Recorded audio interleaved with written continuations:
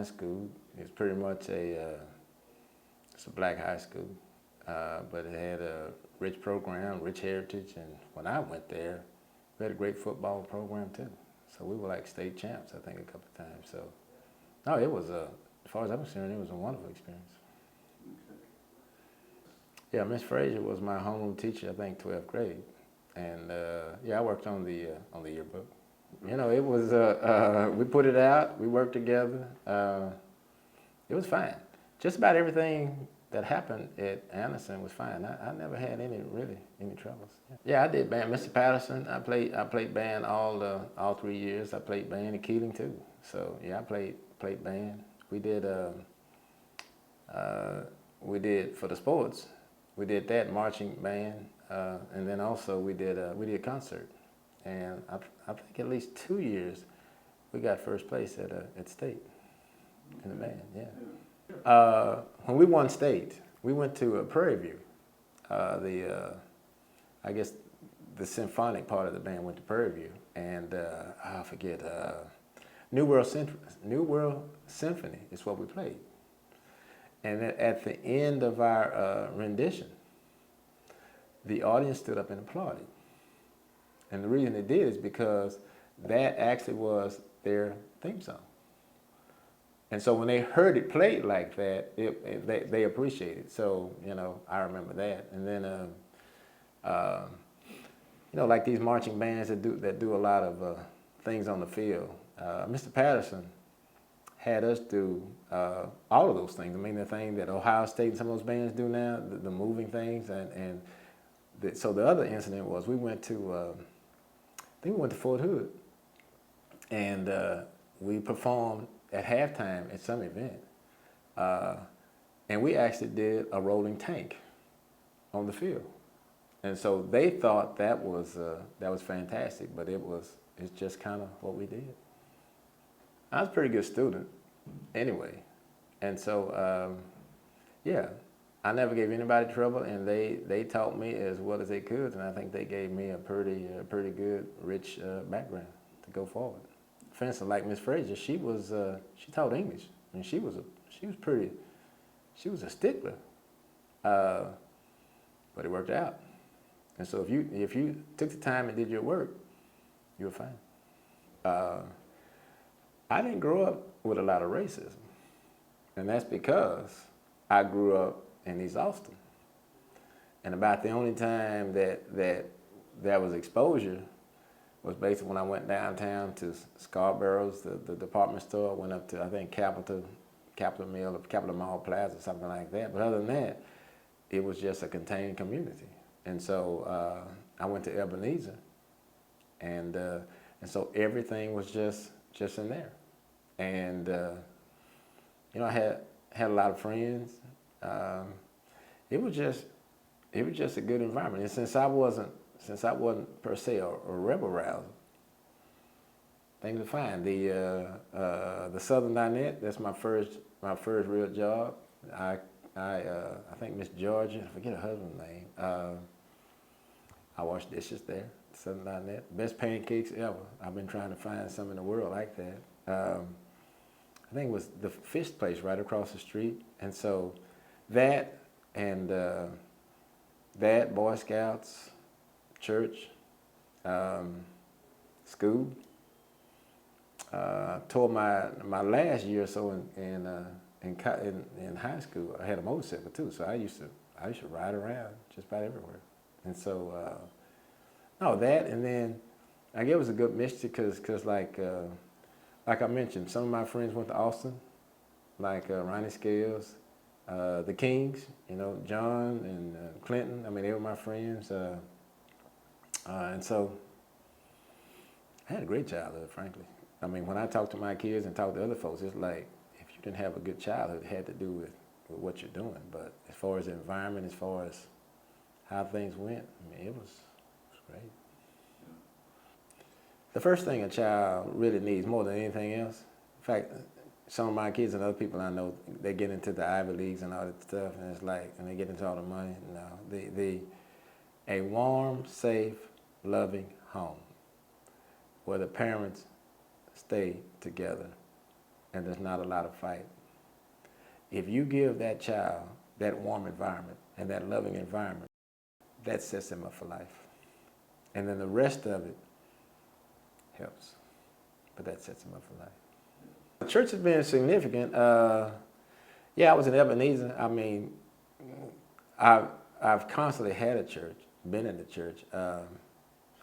Right now, I live in Atlanta, and I'm a trustee. We call them elders of my church. I've been there like 8, 9 years. I've been an elder, and so I've been involved there quite a bit. We lived in Houston 10 years before we moved to Atlanta, and Wheeler Avenue Baptist. So we've always been active. I mean, the other part of that is to have a religion and have some morals and have some teaching, such that a lot of other things don't get into play. So no, it's been no, you know, without the Lord, a lot of things don't happen. A lot of bad things happen without Him, but a lot of good things, and your sensibility and just giving you direction on what you should do and what you shouldn't do.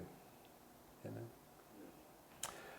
I got that from my parents. I mean, it's just straight from my parents, and that came from their parents.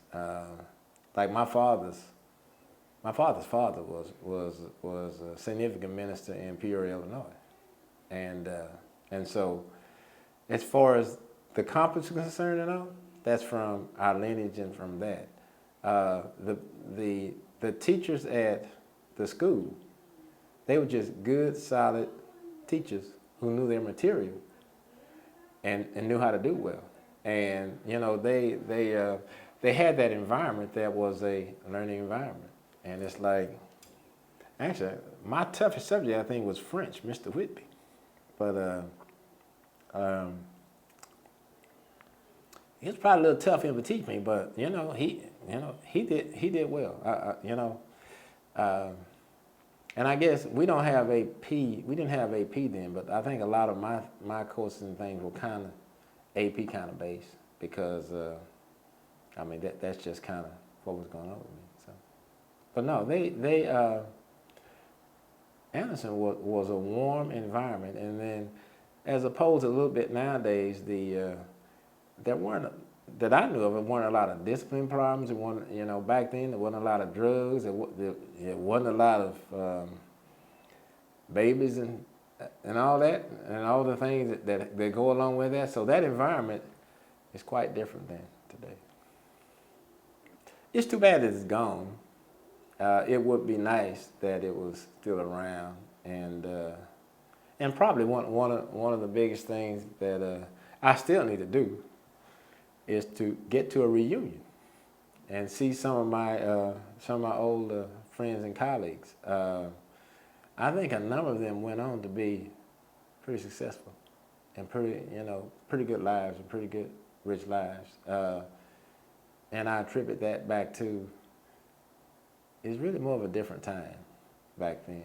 And Anderson was part of that. And I mentioned earlier, we basically had a closed, I call it black experience. And so everything we did was like that. And so there wasn't a lot of riffraff and noise and things that came into play. And then also the thing that I tell, I try to tell my children all this is your life is in your hands. And so if it's something that isn't working out right and you don't like it, then do something about it. And don't just sit there and, I think some of that kind of came from my dad and my mom. It's interesting. The immigrants know how good America is. And it's not that we don't have problems and issues, but it's like we got our own destiny in our own hands. And if we just do what we can do, we'll be fine. I've lived in a number of cities. I had a 28-year corporate career, and so I've lived and most of them have been major cities. And Austin, my background is really IT. I mean, I've been a professional for 30-some years. And then even now, I do some web development and stuff. And Austin went from kind of a little sleepy state capital to a there's a lot of computer firms and technology firms that are here. And the other thing that's going on now is part of my interest is Austin is it's kind of like a mini Silicon Valley. It's probably in the top 10 as far as startups and things. And hopefully the community will get involved with that because there's a lot of benefit that can happen. And it just so happens we as a people are pretty much out of it, but I think it's part of our future if we just step over there and get involved. I mean, I was talking to my nephew. He's a graduate of Tuskegee, and it's like, you know, some of these other people they make $10 million, $100 million like it's nothing, and you know we sit here and struggle, and it's just if we got over that, we created the hip hop world or the rap world. We could do the same thing over in this world and just be extremely prosperous if we just got over there. So it's more of be stable, try to be like the Bible, try to do the best you can for other people, and try to plot your future and your children's future, and just make the best decisions and just go on with it. And then your life will be fine.